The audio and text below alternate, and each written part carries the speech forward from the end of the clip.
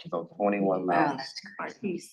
No, 21 miles. You need to call Marquise. You know where Marquise sits? His name's on there. No, her name. Oh, Keep in mind, the mic is hot, so Robert everyone can hear you guys right now. I can, if their names are listed, I can. Yeah, her name. Okay, so if you pass your The Yolanda's printers? office, yeah, right in Yes. front of the printer. Yes. Yeah. We're ready.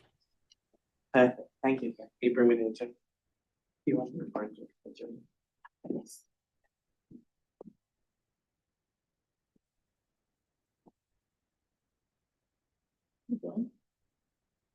Yeah, just wait for 5 minutes, but we have gone live and the mic is on.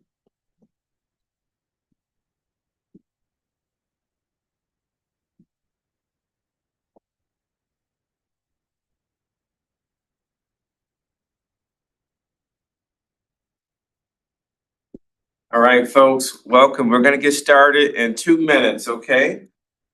Thank you all for being here with us today.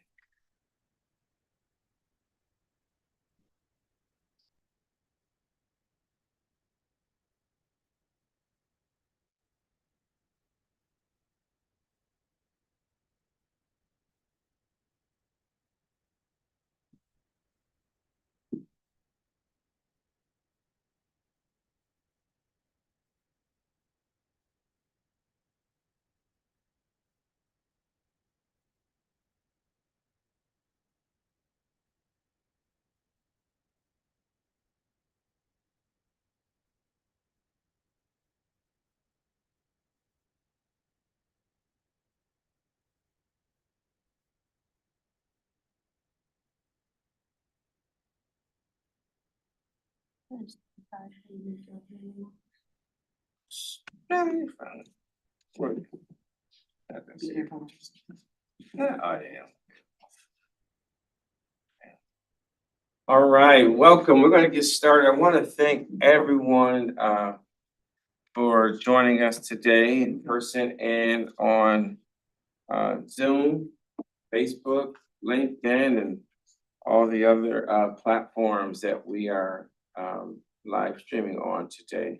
So I want to just thank you all for being with us today. We're going to have a great conversation about ESG, environmental, social, and governance goals and responsibilities for corporate companies and organizations. Very important topic.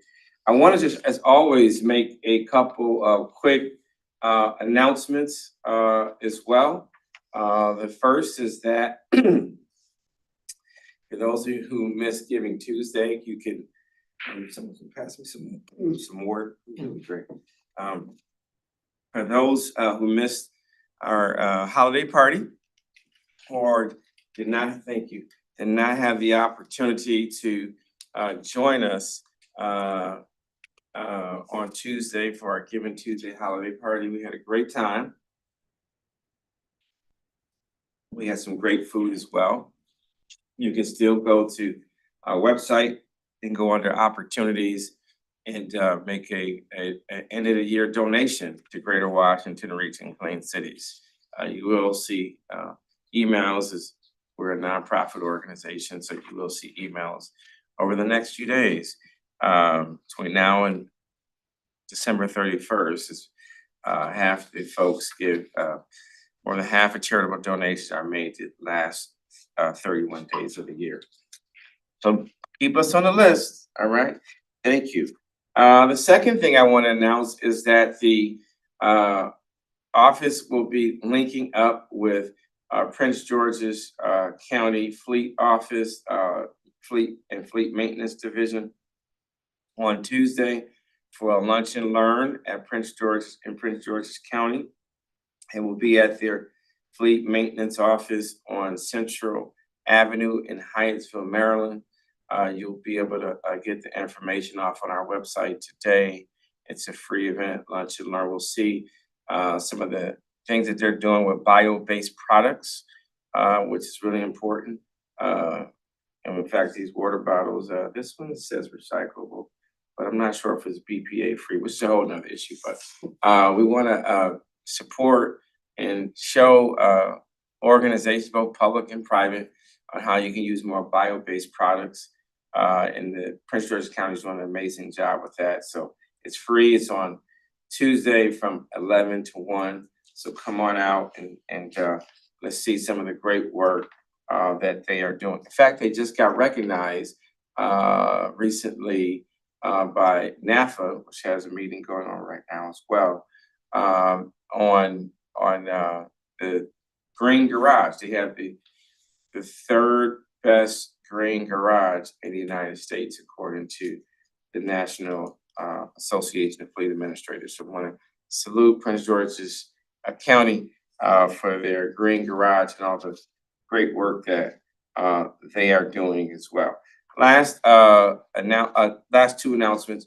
One is that you can renew your 2026 membership for GWRCCC. You can go right to the website, gwrccc.org/membership, and you can renew your membership or become a member. And if you don't want to be a member, you can make a donation as well. The last announcement is on January 15th.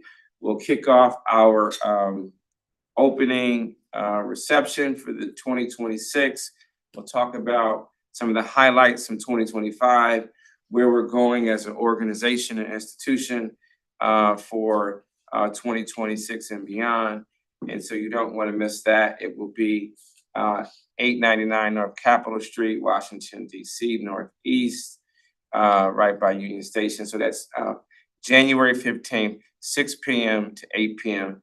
We'll have a great event. We'll hear about some of our work that we've accomplished here, where we're going next year. We'll also have a number of speakers that will be in attendance as well. So I want to thank you for that. So we're going to get right into our discussion today. Just want to share a few quick remarks about the subject at hand. And a couple of things I just want to highlight focuses on environmental, social, and governance priorities, and why it matters, why companies need to focus on that, and why GWRCCC is so committed as an organization in this space to work with our private sector organizations. One is that it reduces risk, and it also drives long-term profitability. Many investors expect them to have these standards, and our panelists will get more into the weeds on this.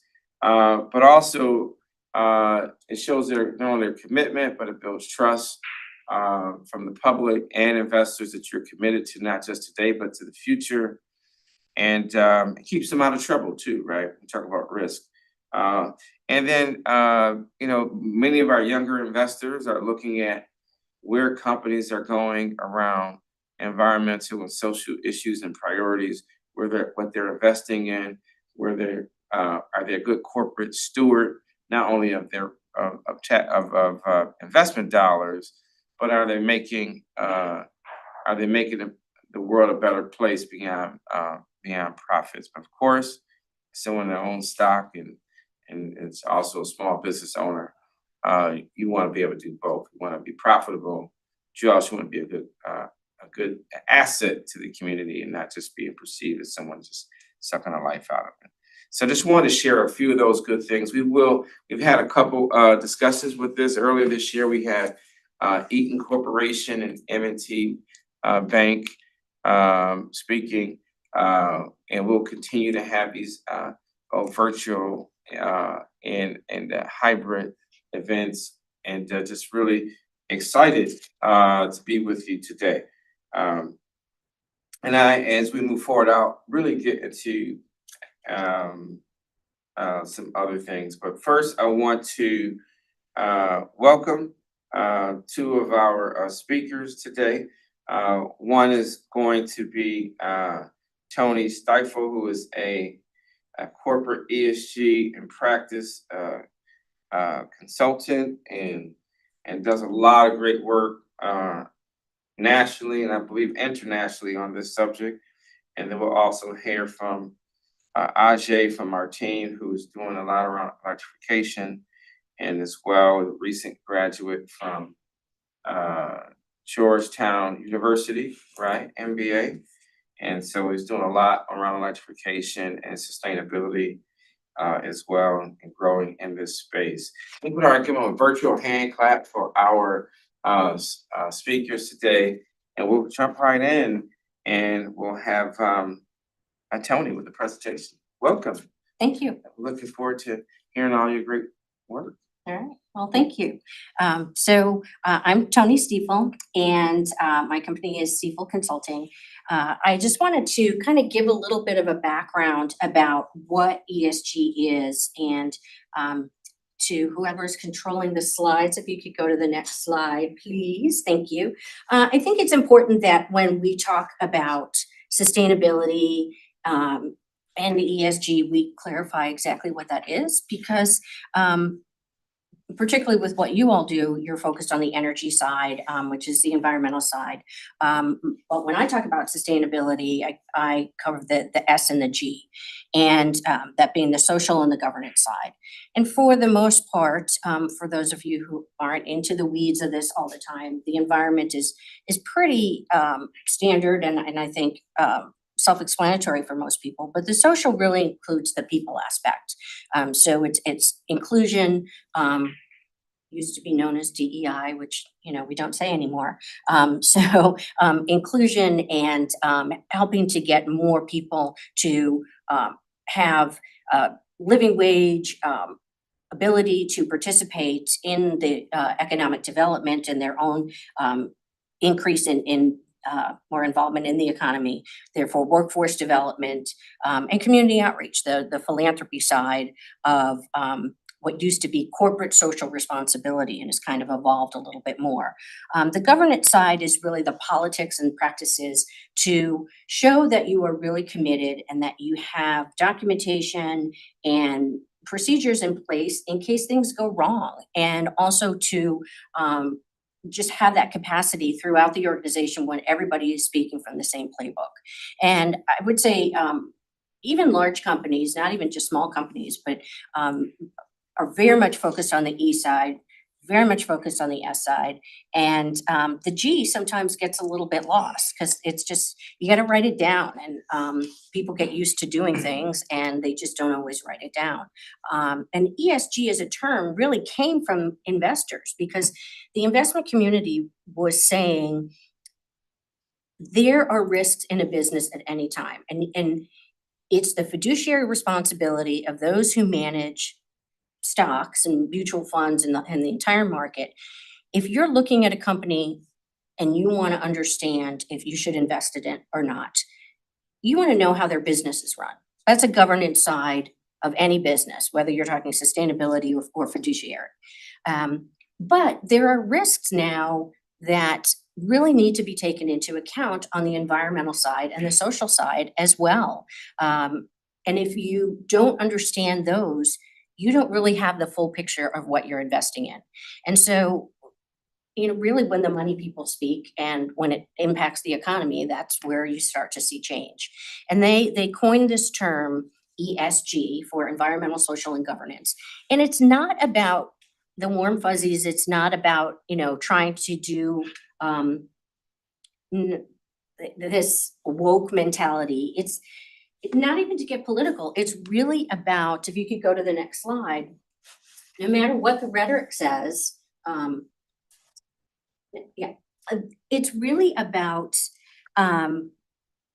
fiduciary responsibility, risk, and opportunity. And you mentioned that earlier. It's, people can talk about, we have to have jobs, we have to stimulate the economy, we have to know what's going on.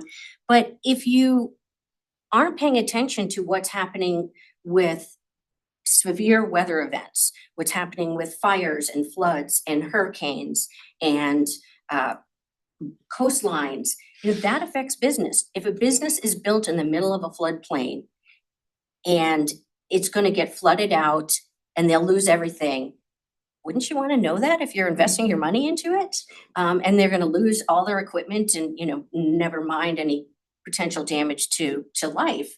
So it impacts the finances, and the investment community is not backing down on this because the environment right now, severe weather events are really making a difference. And then people are part of corporations, they're part of the community, they're part of the economy, they're part of small businesses, and they make decisions based on what companies do.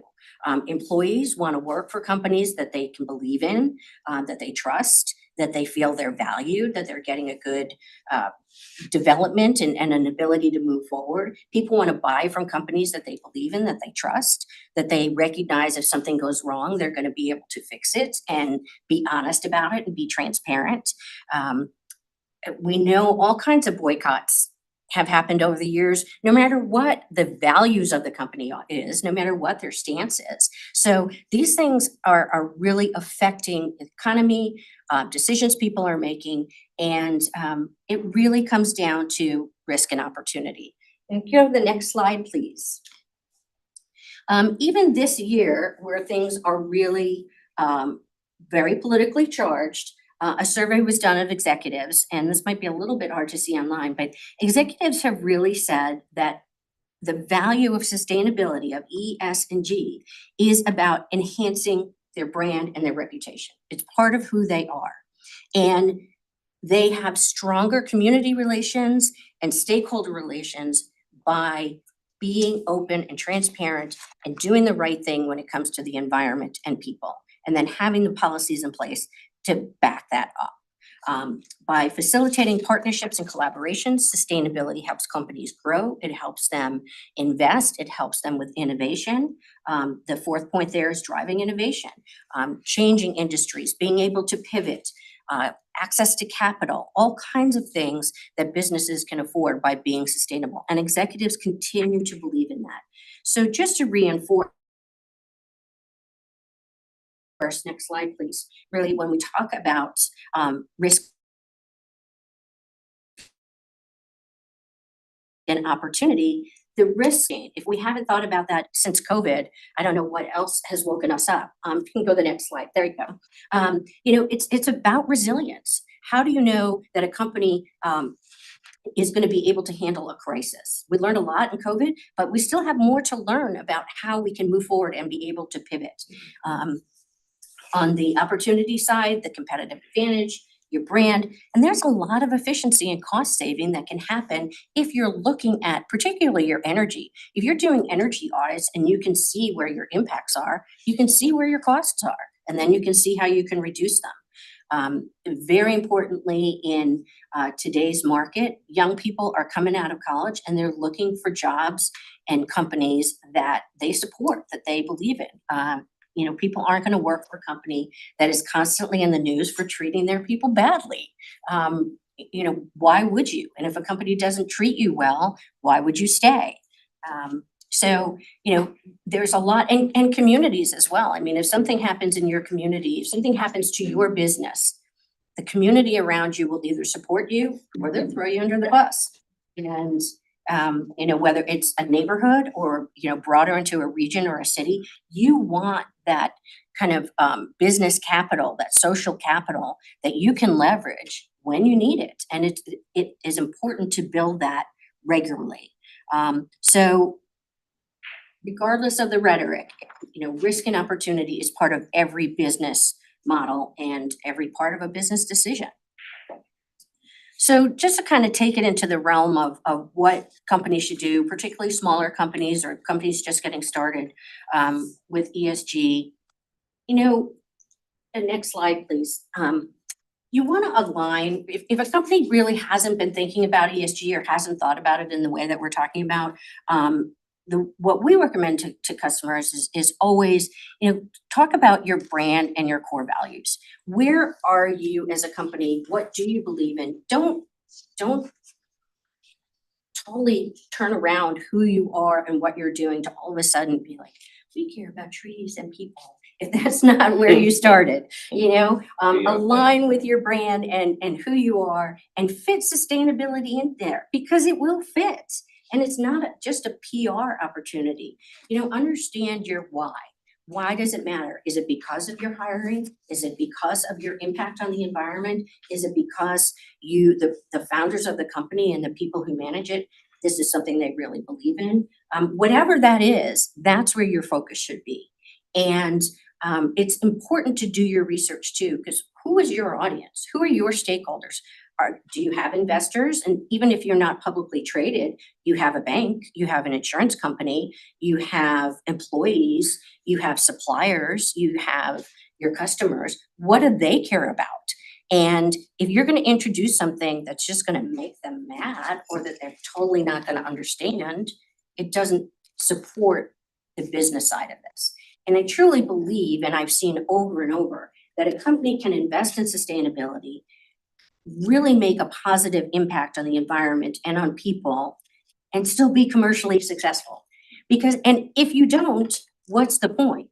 Because if you don't have a sustainable business that's continuing through time and making money and supporting people and employing people and making product, that's not sustainable either. So to really impact the environment and people, you have to be a strong business. So see what your stakeholders care about. What are your peers doing? What's working for them? What's not? And you don't have to do everything. Prioritize, and do a little bit of homework about what's considered best practice. There are all these companies that are talking about net zero and zero carbon and all of that. What does that even mean? We could have a whole seminar on that by itself, and then you could go into all the little intricacies about, does it include offsets? Does it include scope 3? You could start to get really technical. And do you have to? Is that what your industry is doing? Is that what your customers are even going to understand? So ensure, and most importantly, that it's the right fit, and be realistic about what your commitments are to the E and the S. Because you can't do the G if you're not going to do the E and the S and really believe in it. And as I said, the biggest thing that people do forget, they jump full force into whatever those priorities are in the E and the S, and then they forget the G. Do it at the same time, and it makes it so much easier. And then regardless of how much research you do, still be prepared to educate your customers and other stakeholders, because not everybody is going to know what you're talking about. And they're not going to understand it in the way you are talking about it and what's important to you. So, everybody can get started in a small way, whether you're a solo entrepreneur or you're a multinational corporation. You don't have to have a huge staff or a lot of money to do this. It's really focus on your values and prioritize where you're making the impacts. So we can talk a little bit about this, in our discussion, but I did want to touch on energy decisions because that's what a lot of you are focused on. So if you could go to the next slide, please. To integrate energy decisions into your ESG strategy, there are low barrier, high impact steps that you can take to reduce your emissions or electrify your operations. And the first thing to do is know where you're at. You've got to understand where you're at before you can really make decisions. A lot of people will say, well, I'm going to install LED lights and I'm going to put automation in all the rooms, and I'm going to start with my fleet. They start picking things based on what sounds good or what the overall outcome is. But where are your impacts? If you have a company car and you decide I'm going to sell it and I'm going to get an EV, or you have a fleet and you want to change it out for EVs, is that really where your biggest impact is? A manufacturing company who is just going out to pick up supplies here and there, even if they're using fossil fuels, maybe their manufacturing process is much more energy intensive than their fleet.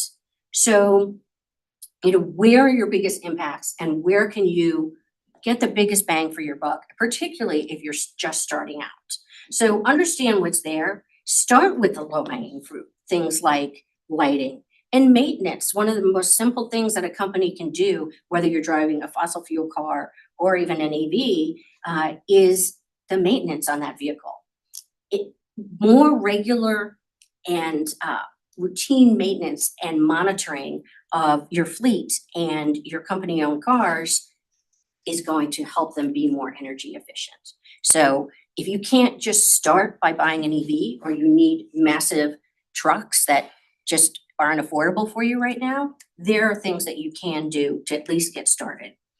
From an operational perspective, based on where you live, check with your utility provider. A lot of utility providers will provide green energy programs. So you can contribute by usually paying a little bit more, but by joining their green energy, and so they will purchase more renewable energy to put into the grid on your behalf. So if you put in, 1,000 kilowatt hours in a month, they will purchase an extra 1,000 kilowatt hours in renewable energy. Check with your rental providers.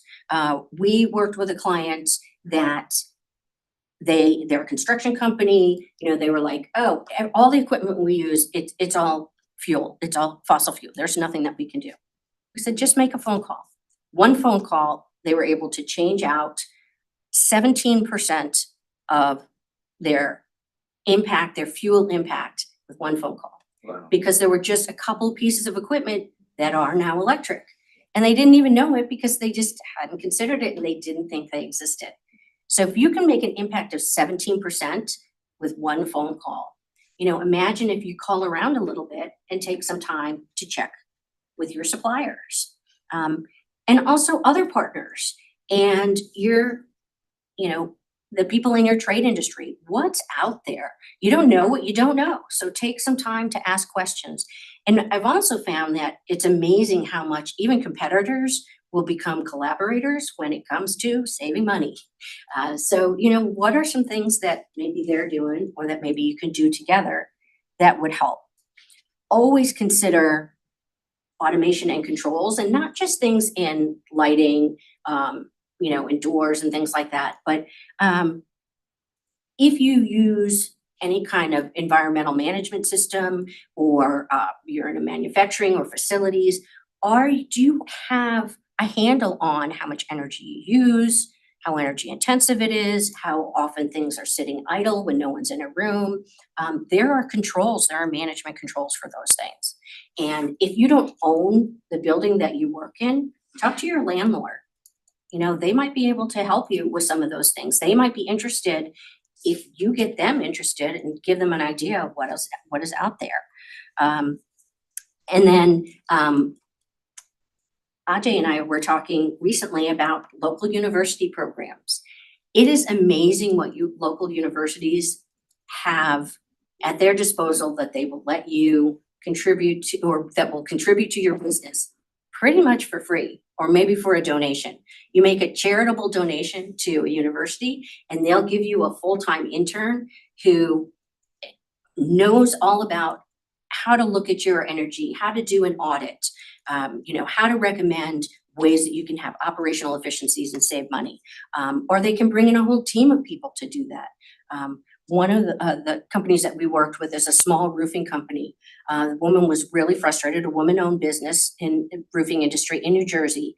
And she was frustrated that her industry really had not talked about sustainability at all. And their biggest impact was in waste, what they throw away when they're replacing roofs. And so she talked to her industry, she talked to her local university, and she personally started to work with Clemson University to set up a program in sustainability in construction, and particularly in roofing. And now this is an ongoing program that she is an advisor for. So, small conversations can really turn into major impact. And, if you're in any, even small city, there are opportunities in large universities, small community colleges. There are people that are out there willing to help you. And, there always are renewable energy credits and offsets that you can consider as well. It's a start. At least it's the beginning of showing an impact. I just want to kind of follow up with a couple little things, and next slide, please. This is about framing the business value. If you're thinking about this and you're not sure how to talk to people about it, whether it's your own senior leadership, which is often the biggest hurdle to start with, or non-technical people, how do you get started with this? And just what we've done is focus on risk and opportunity, because it's part of every business model. And that's going to get people's attention. If you get your CFO or your money person excited about this, you got a lot going for you, and it's going to give you a lot of momentum. Also talk about what it does for your brand and how it fits in your core values. Don't talk about the people side if you're more focused on the energy side, or the people that you're talking to are more focused on the energy side. That can come later, or you can do that with another part of your audience. But for people who are not technical, what are they interested in as your brand? Why are they your stakeholder? Why are they your leadership? Why did they do this? Why are they involved in this company? What is it that they will make something of value to them?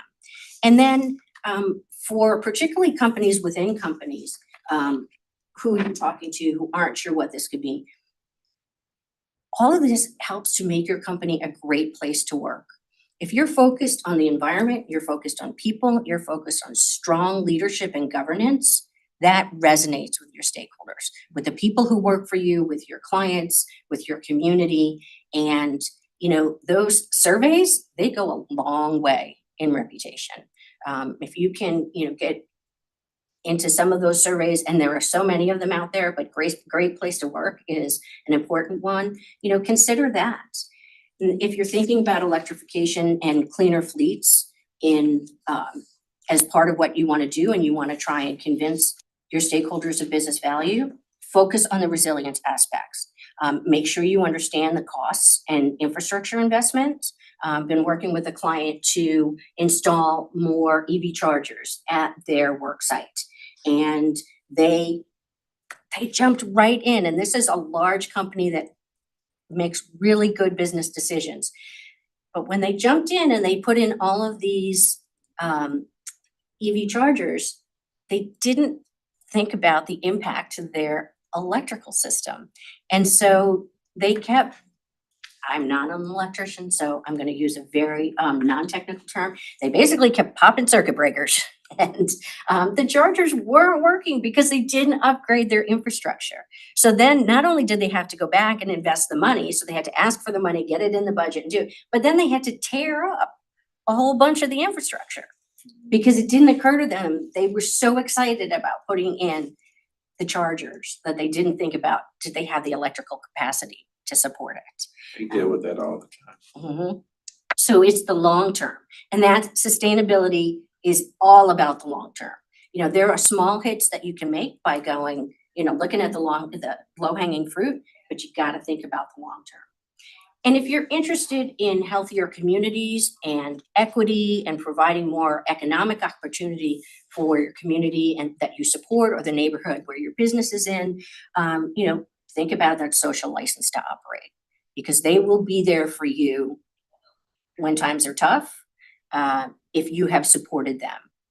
And make sure you know what matters to them, because if you're going to say you're bringing jobs, but they care more about pollution, or if you say you're going to stop pollution, but they're more worried about jobs, they're going to see it as just a false narrative, and they're not going to believe in you. So transparency and recognizing what your messaging and values are, and the values of the people that you're trying to reach are.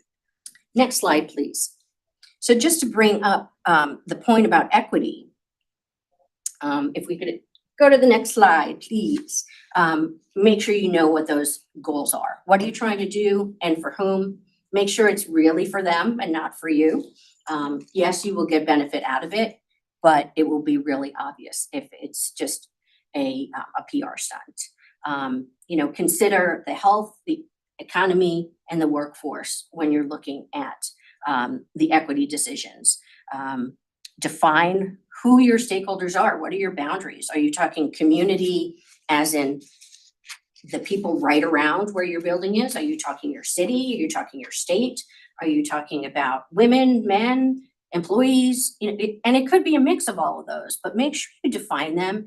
And it helps if you have some disaggregated data so that you know who you're working with and where the real impacts are. And also to know who your influences are. Sometimes in a community, it's the community center, sometimes it's the church, sometimes it's an individual, and recognizing and understanding who those people or that organization are really makes a difference.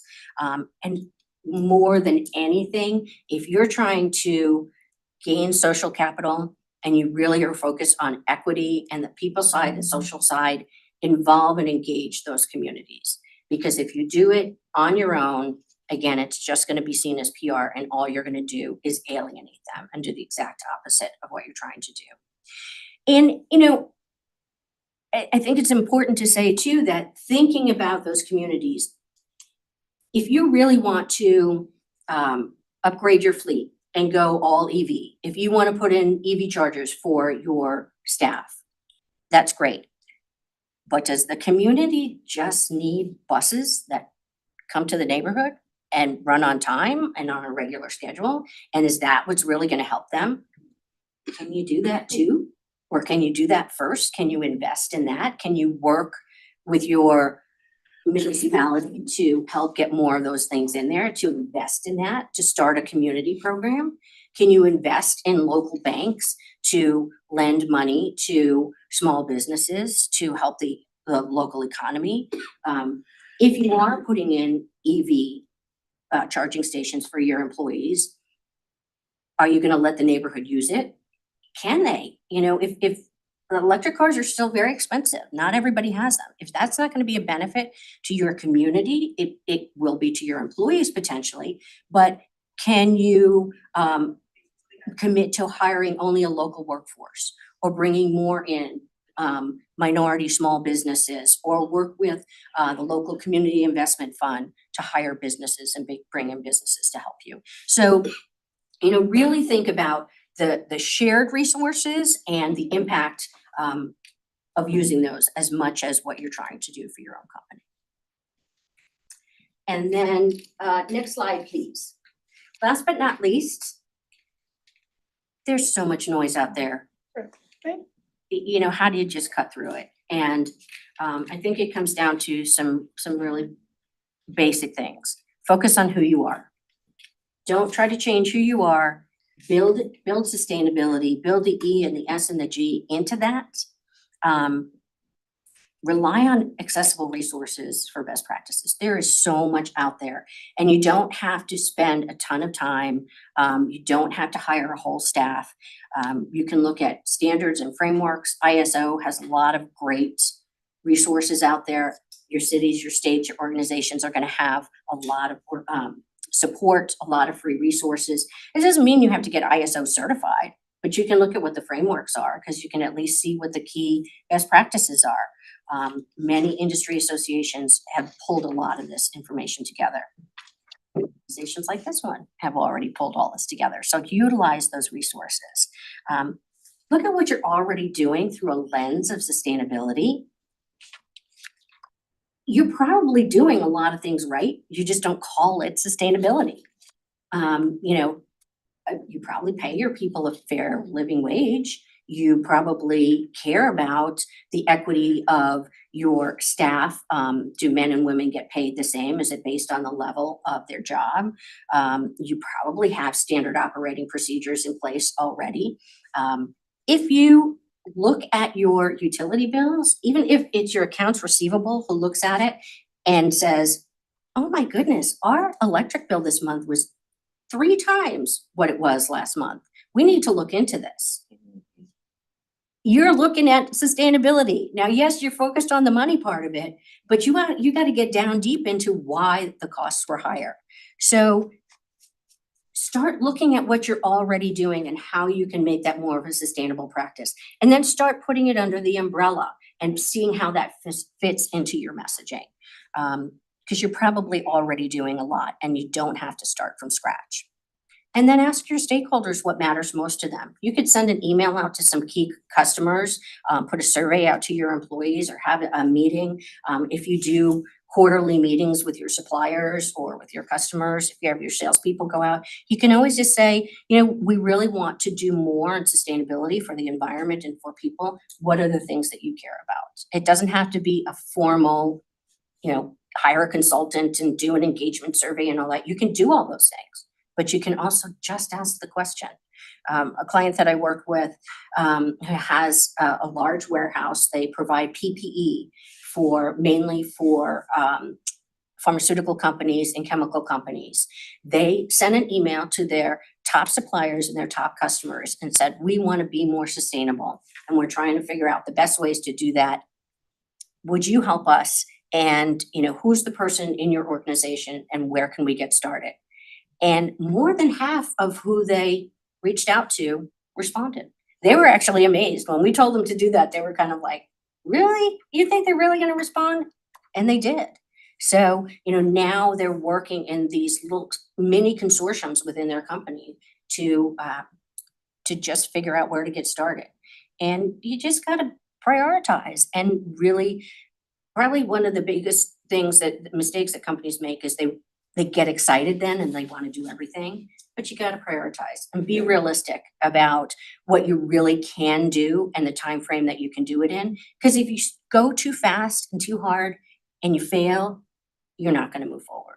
But if you have little steps and some good successes along the way, then you're going to feel better about it. So that's kind of where, next slide, please. Just summarizing, what I said is, focus on who you are, look for the resources that are out there, look at what you're doing through a lens of sustainability, and talk to your stakeholders, all of them. See what's going on. Awesome. This great information. We definitely want to have some dialogue about some of the things that you talked about. But before we do that, I'd love to just get some of the folks that are in the room a chance just to introduce themselves and what they do. I know we've been joined by a few others. So want to state your name? Hi, I'm Rashida Decree McKinney. I'm a sustainability consultant in corporate sustainability. Nice, thank you for being here. And I just reintroduce yourself. Yeah, my name is Ajay, and I'm the Clean Energy and Electrification Consultant at the Greater Washington Region Clean Cities Coalition. Hello everyone, I'm Nyla Dawkins. I'm an avant-garde modern dance choreographer. I am an environmentalist, sociologist, humanitarian, and creator and host of podcast Greener Thoughts. Nice. I'd love to come on your show. Yeah. Hi everyone, my name's Alex Spod. I am the Mid-Atlantic and Northeast Program Manager with EV Noir. We're a consultancy that focuses on electric, shared, autonomous, and connected vehicles. And we work kind of across the United States and do a lot with, like you're saying, companies mainly focus on their transportation sustainable goals. Hi, I'm Jade. I work on grants, outreach, and sponsorship for Greater Washington Region Clean Cities Coalition. All right. Awesome. So I wanted to jump right in here. First, one of the things that you raised a lot of good points, and we'd love for all of you to kind of jump in. I'll put the first one on. We're in a kind of, we talked about the noise. Why is it so important for companies in this environment to kind of not get distracted with all the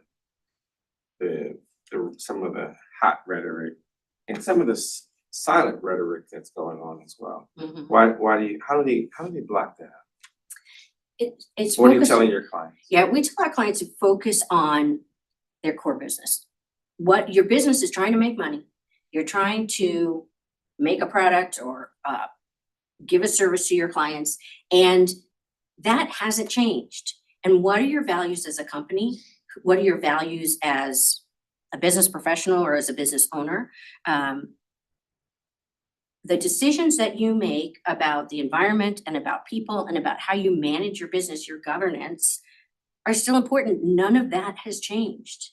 Whether you proclaim it at the top of a mountain or on your website, or you do it because it's part of who you are and it's part of your strategy to be innovative and collaborative and to be efficient, both energy efficient and financially responsible, there's no reason to change that. And we've worked with some large multinationals that honestly have done what is being phrased as green hushing, where they've kind of taken, they haven't changed anything that they're doing, but they're not talking about it publicly right now because they have been targeted. I won't use any names, but some of the clients that we've worked with have been particularly targeted for their diversity programs or even their energy programs. And if they're worried about mergers and acquisitions, or they're worried about federal programs or licensing, it can be problematic. So you don't have to jump on the mountaintop and scream about it, but you're still focused on your business and your investors care. Your investors want to know that you're making smart decisions with their money. And again, investors go to your banks and your insurance companies, even if you're not publicly traded. So it's focused on risk and opportunity. That's really what it comes down to. Yeah, so what are you sharing with some of your clients? Okay, I was just gonna ask you a question. I was just making a comment. One of the things you said resonated with me, where, trying to get our company to focus on the immediate surrounding area and investing in the community, making sure we have those dialogues with people in the community, and trying to make the business case for that is, whenever you want to make campus improvements or building improvements or things like that. My prior experience was in urban planning. I was an urban planner, couple of municipalities in the DC area. And people sort of get surprised when the neighborhood shows up to the city council meeting or the county board of supervisors meeting in opposition of what they're trying to do, because they haven't had those dialogues with them. So those kinds of unexpected delays can cost lots of money and lots of reputational risk, because these things are televised, and if, the community is seeing that there's this groundswell of people coming out in opposition to what you're trying to do, whatever, campus improvement or building improvement you're trying to make, that hurts your brand. And that can all be avoided if you simply open those communication, lines early in your design process and in your thinking behind what it is you're trying to do. Those are some things, trying to have conversations with the organization and making the business case for going out into the community and making those kinds of human capital investments. So. Wow. So you were gonna ask a question, Tony? No, I was just gonna make that comment. Okay, good. Good. Something like with what she mentioned earlier about, investing in the community and why that's important from a business case. Good. If we can take that thing down. You want the screen off? Yeah. Okay, I'll do it. Yeah. We can stop sharing. Yeah, and that way we can see each other and we'll have some dialogue. So I wanted to give some of the other panelists a chance to see what your organization is doing. I know that each of you are involved both with public and corporate organizations. What are some of this? Alex, your organization works for a lot of companies in the transportation sector. What are some of the priorities that your organization focus on with companies? Yeah, of course. I think, and this kind of goes into kind of answering, kind of talking about the same question, is for a lot of companies, they realize that this is something that's already starting to happen. You're not slowing down the train to use transportation speak. Like, this is an area in space, especially with electric vehicles, but a lot of sustainable fuel vehicles as well. This is a space that, a lot of that is already kind of moving in that direction. We actually, just wrapped up a project with the state of Maryland looking at how they can complete and fit with the ACT compliance and move forward. And even though there's been some pushback with the kind of current administration and some states are still unsure, it's still something that they want to kind of look forward on how that is possible, because they realize that even though, this might be just, at this point, maybe 3 additional years, but you still want to move forward. You still want to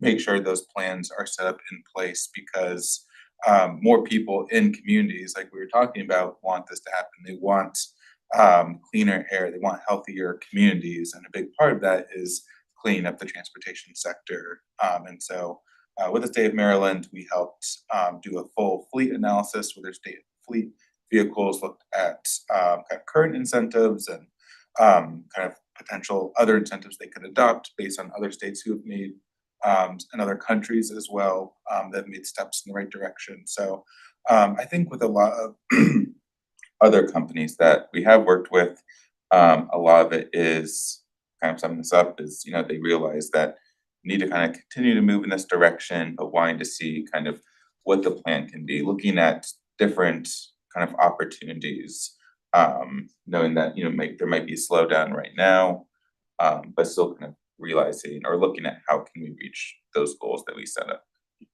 And be collaborative, like being a coalition such as this with other like-minded organizations, like for example, working with the Anacostia River Society or Ann Ferguson Foundation, and they're big on like waste and river cleanup, sustainability, outreach, teaching the public, doing and working with counties, state level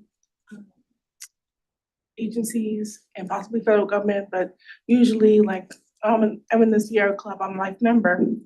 And so, working with organizations that have similar goals in mind, and or you're both, an environmental sphere is powerful. It's not always, oh, we're both business, this is business, this is law. It's all about, this is the planet, this is the environment, we have to save it. And I'm good with, advocacy and activism and informing the public and community outreach and being social about it and bringing people together and researching the information so it's out there. And you're good at all the other things that relate to making your business flourish. It has to do with the environment, transportation, and the like. And so we just bridge to form a coalition. NWAR, our Sierra Club, we're all like powerful together. So if I have connections, I believe in you. We'll be like a unit, like a fist, an environmental fist. So let me put this question, and we'll take a couple from the audience as well. Right now, the economy is really tight. Public sector, a lot of state and local governments are in trouble. A lot of companies since late last year and throughout this year, some are scaling up to do different things. Many are concerned about the economy, so they're really looking at everything. And so how do you get companies continue to look at ESG for the long term in a difficult budget cycles, whether it's public or private, but especially private sector? How do you talk to them about that? I think looking at where the impacts are and where they can create efficiencies and innovation, or other business opportunities. You were just talking about Anacostia River, and from like a water perspective, we've worked with a construction company that, based on a project that they worked on, they got involved with a French company that created liners for landfills, and that it helped to keep the methane in this liner instead of it being exposed into the air. So they had this idea of, they had been approached by wastewater facilities about how they can help to maintain some of the issues with wastewater facilities. And they kind of just put two and two together and said, oh, wait a minute, this is a whole new business opportunity for us.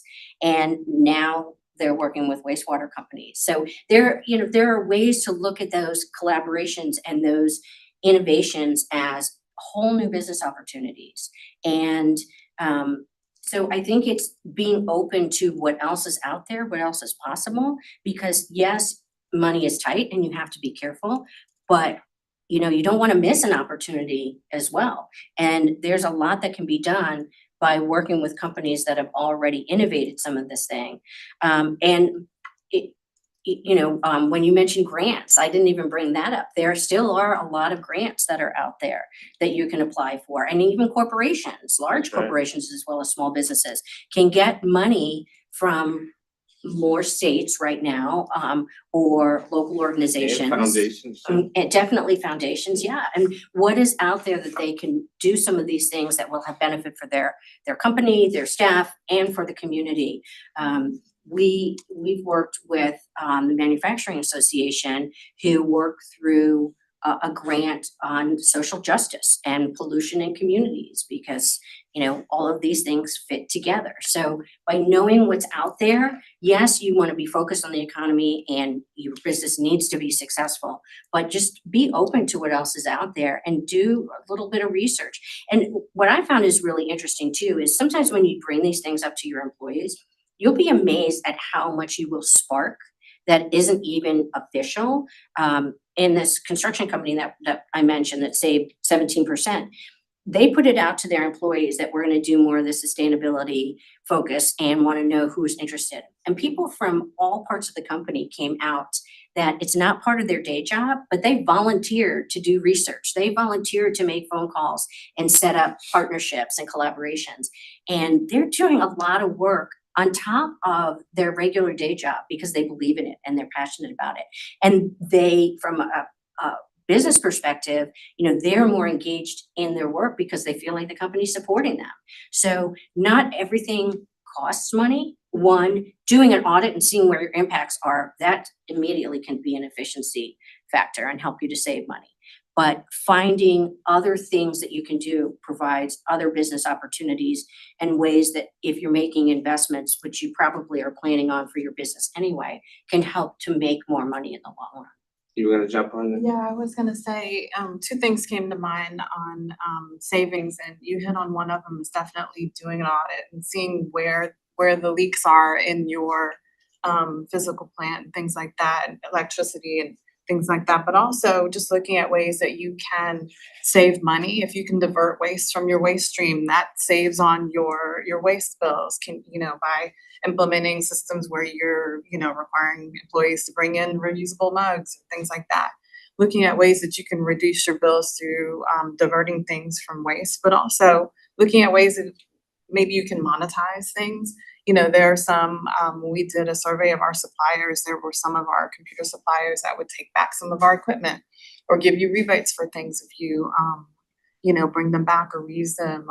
Getting paid for e-waste, there are companies that will collect e-waste. I did the New York law on e-waste Yeah. 16 years ago. Yeah, I mean, there's amazing opportunities, like you said. If you research them, there are ways that you can find that monetizes things in a way that, we should always be considering, but especially in the tight economy, that makes sense to do that deep dive and find out, what are the ways that we can cut our waste and save money.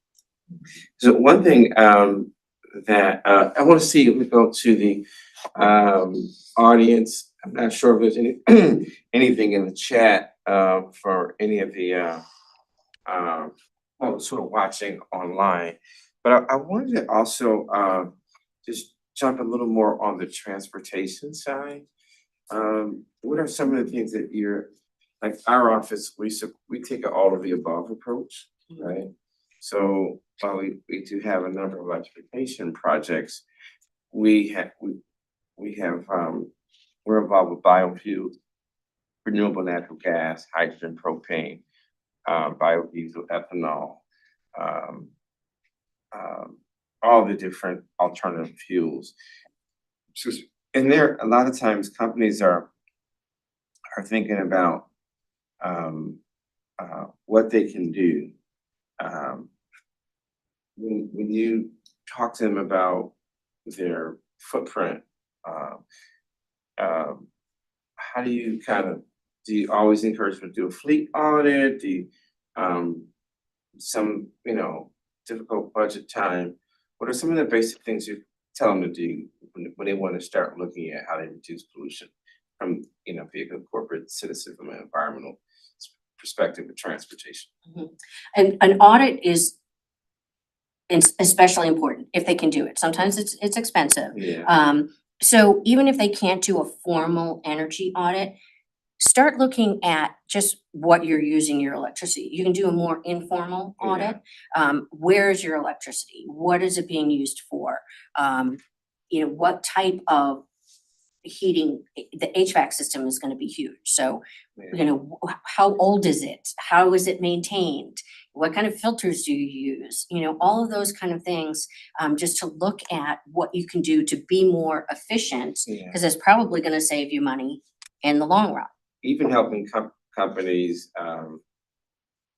reducing the time that vehicles are idling, actually,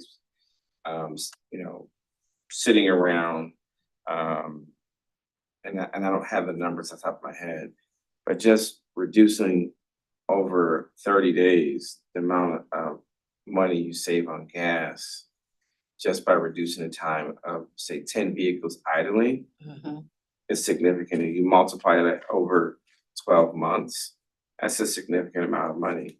Right. So just helping them to look at that, that saves, on the environment, but also on their bottom line, just reducing the time of vehicles that are just, it's not my car, let it be, make sure it's cold out, make sure the vehicle is warm when I get outside, and it's just burning the gas. Right. Just burning it. Yeah, I worked with a utility that installed monitors in all of their vehicles, in their fleet. And that was an ugly introduction. Telematics. The drivers were really angry, and we had to help to explain how it was gonna, there were rules in place that you couldn't idle. But now with the monitors, we could tell who was idling. And when you explained how much it cost and how much it saved, I don't think it made them any happier. They didn't feel any less like there was Big Brother watching them. But when you could tell what the bottom line was and the impact to the company, I think that started to resonate. No, man, and that's a good point, because especially in difficult budget times, if you can show we're spending $200,000 a year on just vehicles idling, which can be equivalent to two or three jobs, right? Yep. Then it becomes, oh God, we don't want to lay off one of your coworkers, right? So let's save that money so we can reinvest it in the company and the organization. Right. So anyone else want to jump in there on things you all get involved with when you're trying to get companies to understand the urgency around clean transportation? Well, in my in my recent deployment overseas in Kuwait, since I'm with the American Red Cross, I was instrumental in trying to do so many things.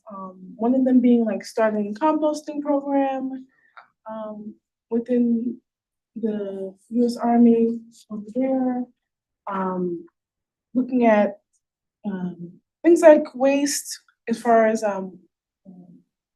like waste to energy, because there was a lot of food that was going to waste. And so like that whole sphere there, with, well, it's so complex because the military is such a machine, but being the US Army, it's totally its own thing. Trying to see how to get green vehicles, like look at that whole space and shift their gears towards that, because being in the Middle East, that base being there in Camp Efshon, it is gas guzzler. If you're having what do they call the generators, backup generators on gas, like how can we fix that and twist it so that it's on biofuel or hydrogen power, even though that's pretty expensive and really futuristic, or like something else, some other type of more sustainable type of fuel. There are other things. I tried for green for Earth Day, maybe wanting to do litter pickup because I'm an advocate for being anti-litter and being one who cleans up the environment. You know, that's one of my favorite environmental actions to do. Like it's sometimes I want to highlight how difficult it sometimes is trying to adjust the bigger military industrial complex and being, you know, yes, humanitarian, yes, Red Cross, yes, a fixture within this, yes,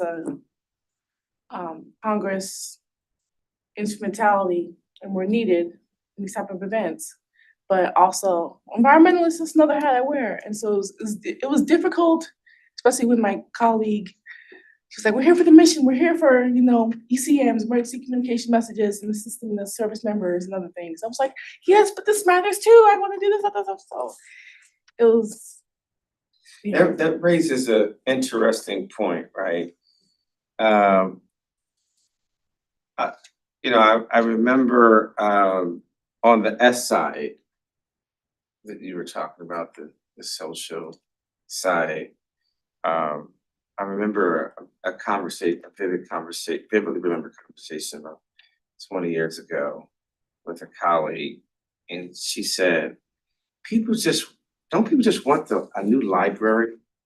They don't care who's building it. They don't care who's working on it. They don't care if it's sustainable. Just give them a new library. But she couldn't understand. But most of the people in the room knew where I was going with it, that they want both, right? And but we always see this folks who are stuck between, let's just deliver the product or just provide the service.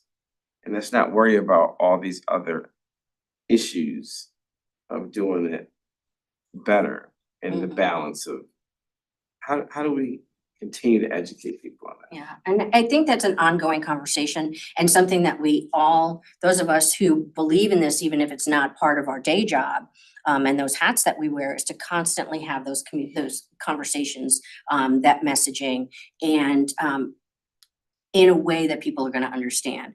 Saying, don't you want both? Yes, you want a new library, but doesn't it matter that you're providing jobs for the community that you're putting that library in?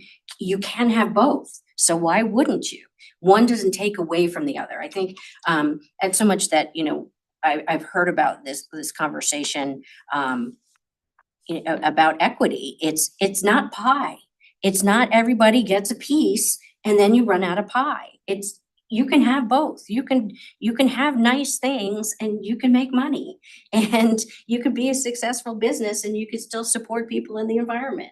So, and if you can do 2 or 3 of those things at the same time, why wouldn't you? If it benefits more people and it does good for a broader stakeholder without necessarily costing more money or costing a little bit more money, is it worth it? I think most people would say that it is. And the conversations have to happen more regularly. I think in places where they can talk about it. Some of the corporations that we work with, honestly, they're headquartered and a lot of their financing comes from Europe. So they're a little bit safer right now. And they're pushing hard on sustainability with their suppliers, with their customers in the rest of the world, including the United States. They are a little bit insulated, so good. Let them take the lead. Let them do that. And then let those employees continue to have those conversations. Even one of the clients I work with is a corporate marketer focused on video. And they do internal and external, a lot of PR, commercials even. And one of the things that we recommended for them to be more sustainable is thinking about the stories that they tell in their videos.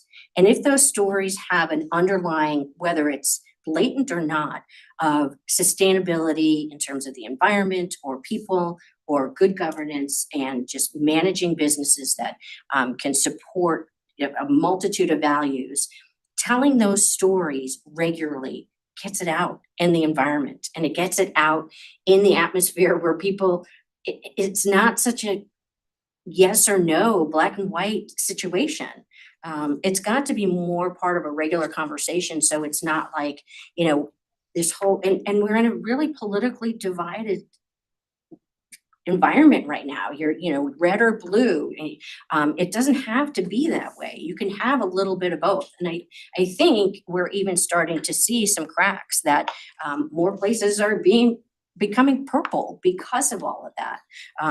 The world is much more fluid, and people want to have that kind of fluidity where they don't have to fit in a box of these are my beliefs.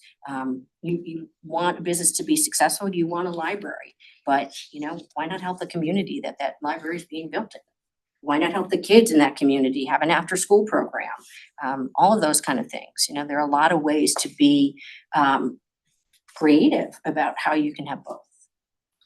Jay, you were going to say something?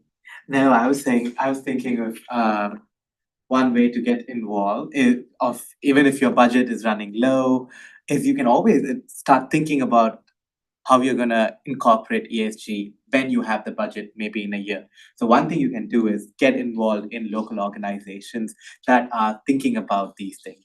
I'm gonna insert our Drive Electric chapters. We have one in Prince George's County, we have one in DC. These are places where you need not be members just because you own an EV. You can just come in to understand what are the benefits of having an EV. You can directly speak with folks who are EV owners, understand from them, discuss the numbers with them, discuss the benefits, the disadvantages, and get an idea so that in a year's time, you can come in when the money comes in, you can budget this and plan this. So you can always get involved with organizations, even if the funding right now is not something you need to take into account. I like that. Great point. Yeah. All Yeah, I right. was just gonna say to your point about the library and it not being a pie and working with people in EVs. I'm a big proponent of stakeholder mapping and just getting, a sense of who the people are involved that are impacted by what you want to do, what your goals are. And just getting a sense for what's important to them and what the impact of this is on them. And having that list or having sort of that roadmap to work from to actually go out and have those conversations so that you can be much more efficient in understanding, what the scope of the issues are to the people that are most impacted by it, so that from a business case, your progress is much more efficient because you're not spending a lot of time having to go back and undo or redo or like I said, you're not getting the opposition because you're having those ongoing dialogues. And I think a practical application of that is just doing the stakeholder map and understanding who the people are involved and not having to, be surprised, somewhere downstream where it's going to cost you a lot more money to redo something or to go back and figure out, okay, how do we, now address this group when we're, already 50% through this process. Doing it earlier, even before you start the process, is much better in from an efficiency lens. And the practical application of that is just doing your stakeholder map, figuring out who these people are, or who these entities are, who these communities are. And even, going back to the library perspective is, okay, people just want a library. Well, who are those people and why do they want a library? Do they want access to books? Do they want access to community space? Do they want a place where kids can go? Do they want a place where unhoused people can go to get warm? There are all kinds of reasons to have libraries in your community. And you might have a mix of all of those, but you need to understand it because just putting in a library and designing it one way doesn't meet those community needs. Speaking of community needs and a little bit of politics, especially with the social part of it, being sociologist, like sometimes it's about the small things and about building community. Like if I was to go to the Rockville, Maryland, or certain parts of DC, or if it was, I don't know, Jewish American Heritage Month, I would focus on little events that would bring the community together, like Rosh Hashanah, or like doing movie night, or other things like that, or building bridges. That sometimes is important as well, and having a diverse network of folks and diversity period is important. Being in DC is a great hub and a great example of that. Places like Northeast, Northwest. And in Maryland, you know, places like the Caribbean community, of which I am part of as well. You know, it's about being interconnected in the small ways, like it could be school, it could be church, it could be work, it could be any social event you may have, and just seeing the humanity in someone else. I think that we're missing that, not all the time, but sometimes, especially with some of the current political news and political atmosphere, it may get lost on people that, no, we're just different colors in the same crayon box and we just have different experiences, but we have some similarities. We need to get to that. So I want to just go, we have about 15 minutes left, but I want to give, we did have two people that came in before we go to our next question. I want to give each of them just a chance to say who they are and where you. Sorry, I'm late. Busy week. My name is Ron Davis. I run D Global One. It's a consultancy firm. We focus on social impact as well as creating revenue strategies in different sectors. So I'm glad to be here. I think what the ladies had expressed, I think one of the things that to add to your discussion, collaboration in the messenger, I think is the issue right now. Most of us don't like the messenger. And then the fact that we don't collaborate. How many people know their neighbors in here? You know, well, it shows based on your conversation that you probably know your neighbor, but the average person doesn't know their neighbor, and they don't want to know their neighbor, in my opinion. That's why we go to places that we're most comfortable, except for sports events, right? We're all willing to go to a sport event, but we can't make the room be as diverse as it is today when you start talking big money. You start talking who gets the credit. You start talking who gets the blame. Those things, I think, make collaboration super difficult. And then who gets to be the messenger, who needs to be the messenger, I think should be more of the conversation, because I can go in and tell you a lot of stuff, but who's going to listen to me compared to someone else that goes in, right, the way that is most welcome, should I say. Everybody would not be comfortable if Trump walked through that door right now. I mean, people would just, you know, compared to someone going up and having an actual conversation or solution opposed to whatever's going on in their mind, you know. So I always think about the messenger because I learned a long time ago it ain't gonna be me always. So I got to figure out who's actually capable of taking that weight through that door. So That's a good point. I want to give you a chance to introduce yourself. Absolutely. So sorry for being late as well. I'm Alexander Brown. I'm the president of a 501c3 nonprofit organization called Count Me Into the Right Thing. Also a part-time associate at a consulting firm as well, that we work on a lot of workforce development initiatives and just, you know, really community engagement. And to your point, I think when it comes to the message, the landscape has changed in the city, specifically in this region.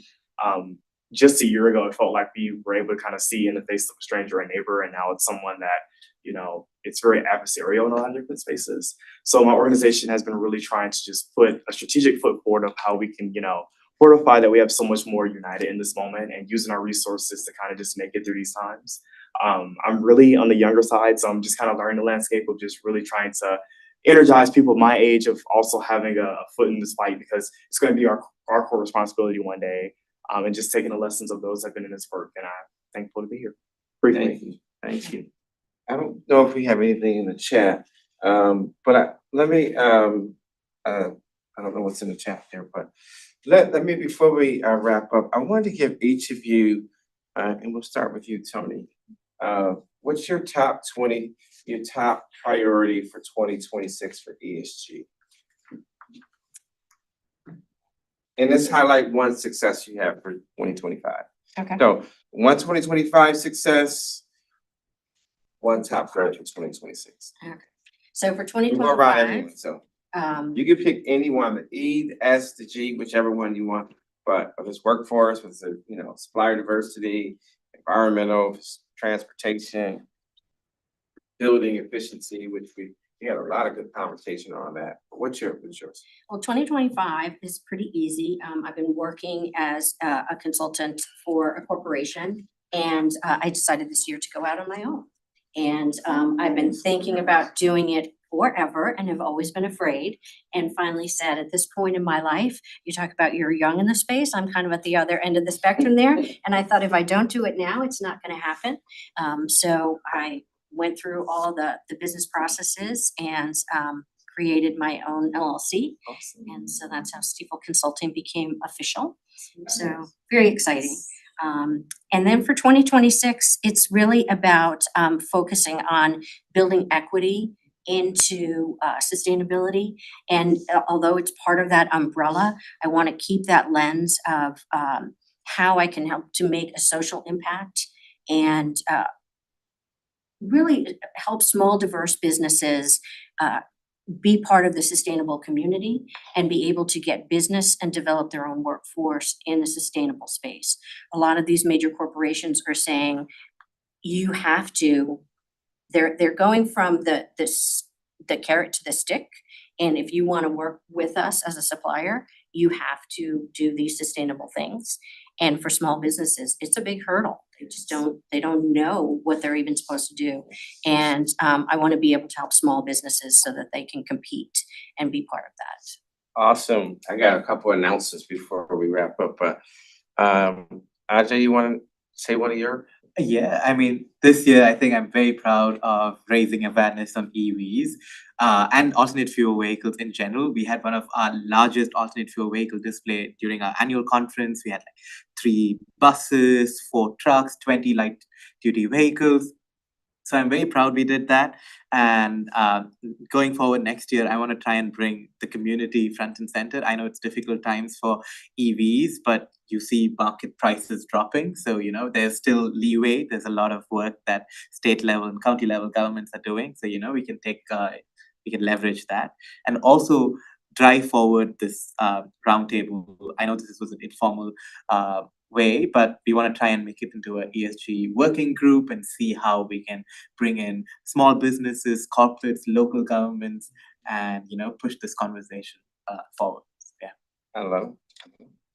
For 2025, I strongly believe in meeting people where they are. I worked in an innovation company, so I believe that sustainability can be infused anywhere. So I convened an event with our employees to use technology to go out into our community and do some carbon sequestration with trees and learning, teaching them how to, one, care about trees and why they're important to sequestering carbon and our improving our air quality, but did it with a technology lens and brought someone in that used the app and had us going around measuring tree carbon sequestration, and we had a big event. So it was like 75 people in attendance, so that was a good win. But for 2026, I think that one of the things we really need to focus on as sustainability practitioners is applying metrics to our impacts. Because again, huge advocate for making a business case for why we're doing these things and why we should continue to do them and why they are supporting our efficiency and our sustainability as businesses. Because like you said, we're not in business if we're not making money. Even as a nonprofit, you still have to make money to exist. So I think as sustainability practitioners, we really need to find better ways of applying metrics to things so that we can measure our impact and make that business case to our investors, to our stakeholders, to the community at large, in order to mitigate our own risks and to continue to be, in business. I think that's important. I think that's an excellent point. I'm kind of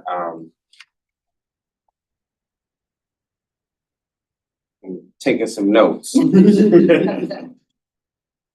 Yeah, that's a great point. I think storytelling. I'm gonna be quiet and I'll give him. Yeah, my comments. Yes. So 2025. Geez. So in 2024, I started a network, and so inside of my company, I got a lot of other consultants that do a lot of other things. They're all superheroes in their own world. So then for 2025, we literally had to pivot every single month with everything, no matter if it, government contracts don't bother me, and it still made me pivot. So I'm grateful to make it out, and we got an app coming out. So that's a good win. We are finally going to be able to jump into this beta mode. And as 2026 is not even about my for-profit, but I'm on the board of a nonprofit, and we got a exclusive partnership with a licensed spectrum holder. So now we have 5G internet and we can charge like really low rates. And it's T-Mobile internet, but we white labeled everything. So hopefully DPR partners with us and gives us about 8 plots of land is what we got on the table. And we're going to create 8 community hubs in DC that will all be linked to the app. And so, you know, hopefully we'll be able to like really like visually show what connectivity looks like, and then we'll see what kind of weird rules we got to deal with. But you know, Nice. that's the goal. I got a new radio show coming out next month, so I see I'm gonna have some speakers, you know. Right. Awesome. So for 2025, I would say, just with now being a nonprofit leader, I spent the majority of the year working with my firm on workforce development issues pertaining to the skilled trades, because Nice. there's a huge gap that we're seeing in the manufacturing and industrial spaces. So we are currently in the process of launching a pilot campaign in North Carolina, in coordination with a trade association that has corporations that are in it, that are based out of Charlotte, and just making sure that we are infusing community college in their partnerships, and just trying our best to make sure that we're giving people the best opportunity to get into this type of work. For 2026, I think from a sustainability standpoint, as a nonprofit, as someone that got their kind of career start at a young age in the environment, our board has been really diligent of wanting to come up with some type of strategic plan and infusing, to your point, that sustainability can kind of be plugged in every which way, and just making sure that when we have this strategic plan, that we are tailoring to the needs of the people that we are trying to help, and making sure that it also infuses policy, because I'm a big policy guy, and maybe even taking the efforts to coordinate with local governments and federal government, hopefully, down the line. So, you know, optimistic there. Thank you. I love it. I love it. I love it. Yeah, let us know how we can help with that strategic plan and Absolutely. also some of your sustainability goals. Absolutely. Thank you. Yeah, I talked about it earlier, I guess for those who weren't here. I'd say definitely one of our big successes in 2025, especially as we think about kind of moving forward as well, was working in the state of Maryland to look at do a kind of full fleet analysis and look at incentives for following ACT compliance. We finished that report and actually just published last week, so it was great to be able to push that out, but then be able to use that with other states or other fleets who are kind of interested in making moves and continued push to electrifying their fleets as well. And then I think for 2026, another kind of key project we work on is a lot of kind of education outreach on the benefits of e-mobility in Virginia. And so for the last couple of years on the project, a lot of it, especially if we think about like the G part of the governance, it's also you know, not just the company's governance, but the state governance and the country's governance as well. And so when we talk with a lot of groups and a lot of companies, especially in Virginia the last couple of years, has always been like, we'd love to do more, but there just hasn't been as much support from the state level. There was with federal, and then obviously this past year they lost that. So with the recent gubernatorial election results, very excited to see what the Virginia state government can do. And I've already talked to some people who really think that that can really help and help with these communities and companies as well who want to make these pushes and just want that additional kind of level of support, especially with financial everything that's going on. It's nice to have that additional incentive that kind of helps with that first initial step that people want to make. Because it's cost savings once you do make that step, but sometimes that first step is that hurdle that we talked about that just kind of making it more cost comparative. I love it. Nyla? Yes, I'm ready. Yes, I was just adjusting What are your highlights of 2025 and what are your priorities of 2026? and so many. I'll start off with, I'll just refer to my LinkedIn as far as one of the 2025 things I'm most proud of.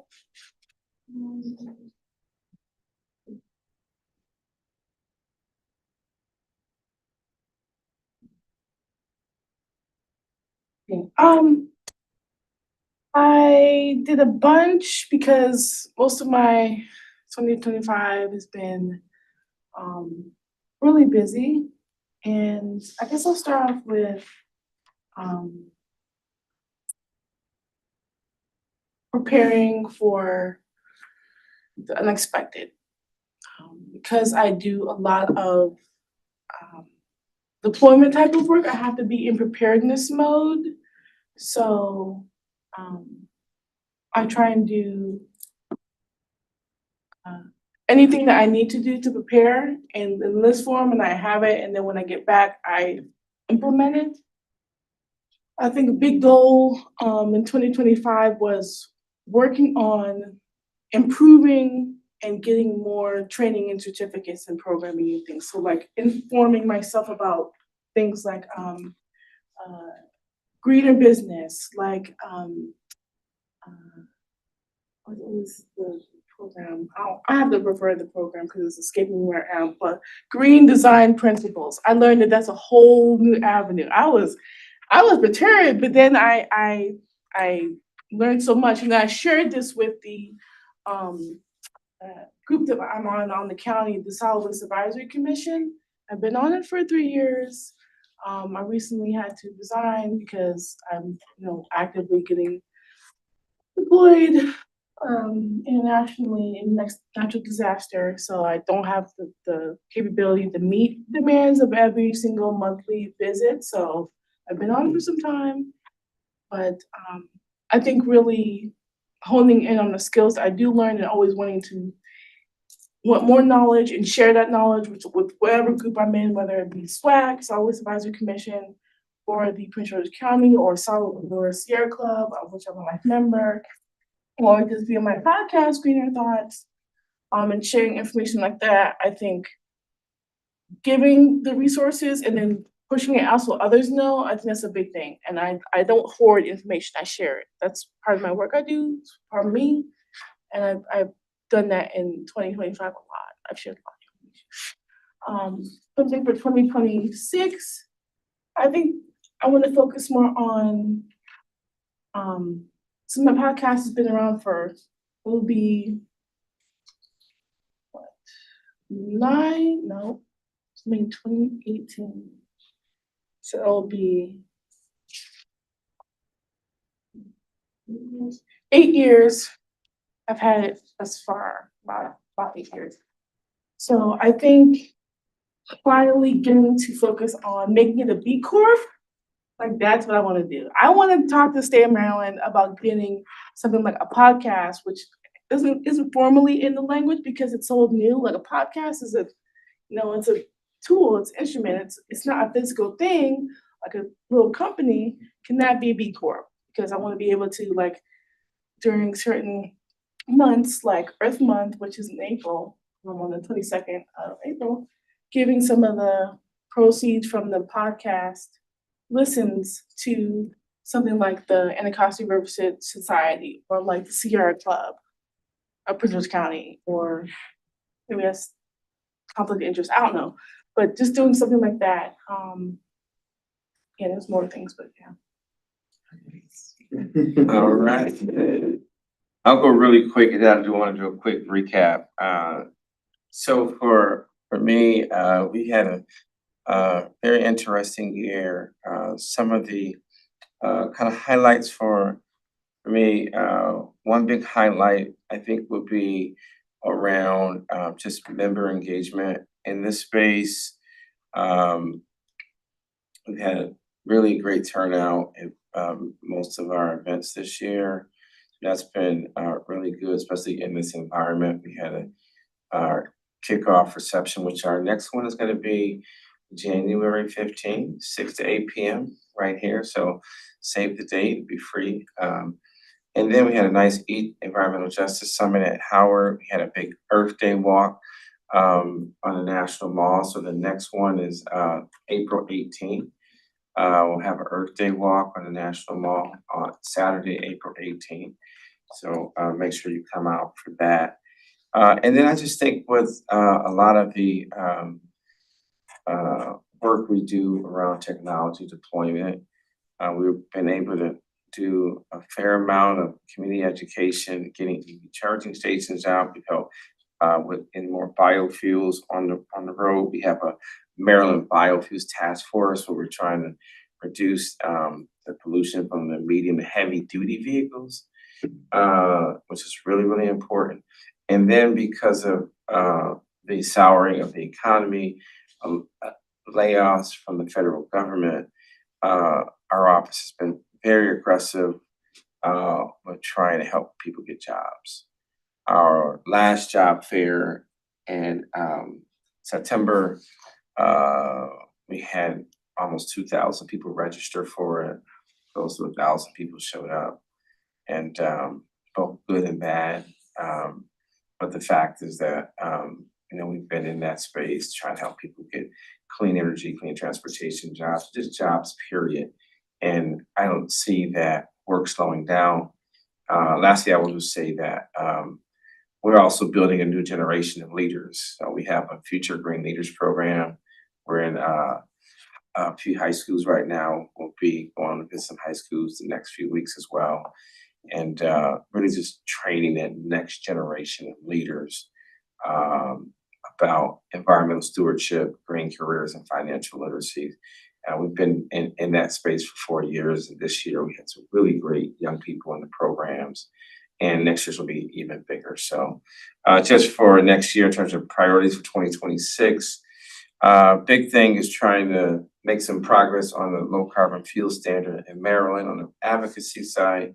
Of course, dealing with the federal policy around being anti-everything green and clean and renewable. We will continue to advocate for common sense policies that protect people's health and the environment.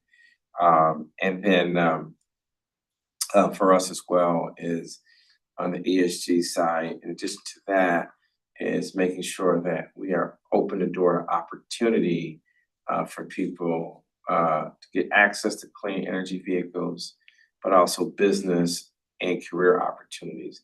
And they should not, communities should not just be spectators as we continue to make billions and billions of dollars in investments in the clean energy and clean transportation sector. So we want to see good policy. We also want to make sure people are participating, not just as spectators, but as workers and business owners as well. So that's what I'm thinking. I want to just do a quick recap from today to some things that kind of jumped off the page. Some things that kind of jumped off the page. This does not mean everything. So one, we do want to put together a working group. If you're interested in being involved with that, let us know before you leave. We will be meeting quarterly, and we'll look at putting different things. We have lots of wonderful facility here, so we can do both virtual and in-person things.